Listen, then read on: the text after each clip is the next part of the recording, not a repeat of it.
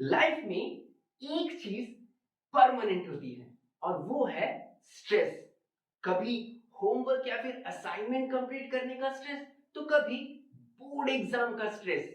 और board exam में भी लड़कियां स्ट्रेस लेती है कि कहीं क्वेश्चन आउट ऑफ सिलेबस ना आ जाए, और लड़के स्ट्रेस लेते हैं कि कहीं उनका रोल नंबर फर्स्ट बेंच में ना आ जाए। एक फ्री की एडवाइस है, ले लो। स्ट्रेस उतनी लो जिससे काम बन जाए, उतनी नहीं जिससे जिंदगी झंडू बाम बन जाए। पर फिजिक्स वाला स्ट्रेस थोड़ा अलग है। ये हम लोगों को बहुत कुछ सिखाता है।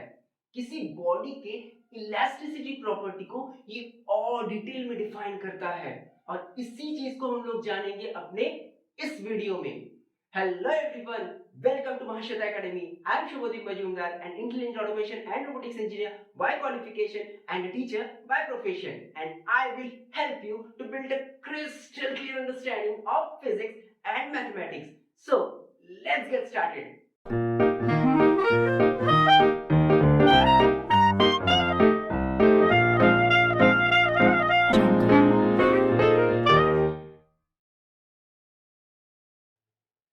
स्ट्रेस होता क्या है?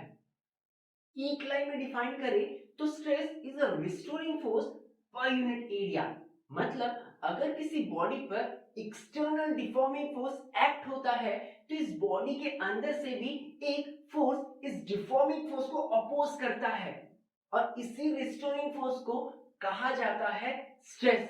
अब ये रिस्टोरिंग फोर्स क्या होता है? कोई भी बॉडी स्टेबल रहना पसंद करता है, और बॉडी स्टेबल तब होता है जब उसमें पोटेंशियल एनर्जी मिनिमम रहता है। अब भला पोटेंशियल एनर्जी का रिस्टोरिंग फोर्स से क्या संबंध? संबंध है, गहरा संबंध है। बॉडी मॉलिक्यूल से बने होते हैं, और ये मॉलिक्यूल्स आपस में जुड़े होते हैं इंटरमॉलिक्यूलर फोर्स ऑफ अट्रैक्शन के थ्रू, और ये इंटरमॉलिक्यूलर फोर्स स्प्रिंग की तरह काम करते हैं। इस ग्राफ की तरफ ध्यान से देखो। पोटेंशियल एनर्जी और इंटरमॉलिक्यूलर डिस्टेंस, इन दो क्वांटिटीज के बीच का रिलेशन शो करता है। ग्राफ में देखिए, पोटेंशियल एनर्जी मिनिमम कब है? यहाँ। मतलब पोटेंशियल एनर्जी मिनिमम तो बॉडी स्टेबल होगा, और बॉडी जब स्टेबल तब इंटरमॉलिक्यूलर डिस्टेंस इतना है। अब ध्यान से देखो, अगर इस पॉइंट से इंटरमॉलिक्यूलर डिस्टेंस को बढ़ाते हैं तो पोटेंशियल एनर्जी बढ़ेगा, और घटाते हैं तब भी पोटेंशियल एनर्जी बढ़ेगा। और जैसे ही पोटेंशियल एनर्जी बढ़ता है तो बॉडी अनस्टेबल हो जाता है, और वो स्टेबल होने की कोशिश करेगा। मतलब मॉलिक्यूल्स अपने पुराने जगह जाने की कोशिश करेगा। अब मॉलिक्यूल्स अपने पुराने स्टेबल जगह वापस आने की कोशिश करता है, तो आप लोग समझदार हो। यही इंटरमॉलिक्यूलर फोर्स बॉडी को डिफॉर्म होने से रोकता है, रेजिस्ट करता है। So intermolecular force of attraction in a body is actually responsible for restoring force. तो स्ट्रेस का एसआई यूनिट क्या होगा? Stress is restoring force per unit area. Force का यूनिट क्या होता है? न्यूटन। और एरिया का यूनिट मीटर स्क्वायर। तो एसआई यूनिट क्या हुआ? Newton per metre square. अभी न्यूटन पर मीटर स्क्वायर किसी और चीज का भी यूनिट है। वो क्या? प्रेशर। तो क्या प्रेशर और स्ट्रेस सेम है? Not really. Pressure is an external force applied on a body per unit area, whereas stress is a restoring force per unit area. अब इस स्ट्रेस का एसआई यूनिट हो गया न्यूटन पर मीटर स्क्वायर, और इसे Greek letter sigma से denote किया जाता है, और इसका डायमेंशन होता है m l inverse t minus two. अब स्ट्रेस तीन टाइप के होते हैं: लॉन्गिट्यूडनल स्ट्रेस, टेंजेंशियल स्ट्रेस और हाइड्रोलिक स्ट्रेस। अब इन तीनों स्ट्रेस को हम लोग डिटेल में पढ़ेंगे। Longitudinal stress is the restoring force per unit area when force is applied normal to the cross sectional area of body। मतलब वो रिस्टोरिंग फोर्स जब किसी बॉडी के लेंथ में बदलाव होता है एक्सटर्नल फोर्स अप्लाई करने पर। मान लो कि मैंने एक रबर बैंड के टुकड़े को खींचा कुछ इस तरह, तो डिफॉर्मिंग फोर्स अप्लाई करने पर इस रबर बैंड का लेंथ चेंज होगा।